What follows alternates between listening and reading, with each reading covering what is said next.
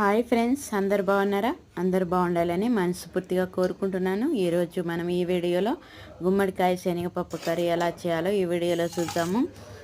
ఒక కడాయి తీసుకున్నాను, స్టవ్ మీద ఉంచి వేడెక్కిన తర్వాత సరిపడా నూనె, అందులో తాలింపు దినుసులన్నీ వేసి సన్నగా తరుక్కున్న ఉల్లిపాయ ముక్కలను కూడా అందులో వేసి కలుపుకుంటూ బాగా మూత ఉంచి 1 నిమిషం పాటు మగ్గించుకుందాము.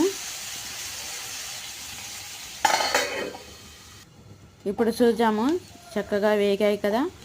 ఇప్పుడు సన్నగా తరుగుకున్న గుమ్మడి ముక్కలను ఇందులో వేసి వాటితో పాటు ఉప్పు, పసుపు కూడా వేసి మంచిగా కలిపి 2 నిమిషాల పాటు మూత ఉంచి చక్కగా మగ్గించుకున్నామండి. మరిన్ని వీడియోల కోసం మంచి కూరల కోసం మన ఛానల్ని సబ్స్క్రైబ్ చేయండి.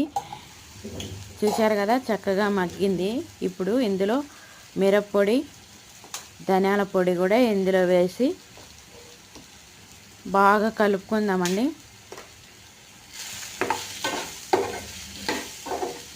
కలుపుకుంటూ 1 నిమిషం పాటు వేపుకుందాము. తర్వాత నానబెట్టిన చింతపండు గుజ్జుని ఇందులో వేసి సరిపడా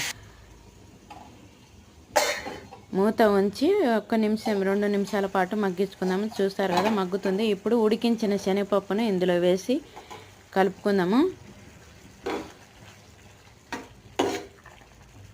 1 నిమిషము కలిపి ఇట్లా వదిలేసి తర్వాత తుడుముకున్న బెల్లం పౌడర్ కూడా ఇందులో వేసి బాగా కలుపుకుందామండి.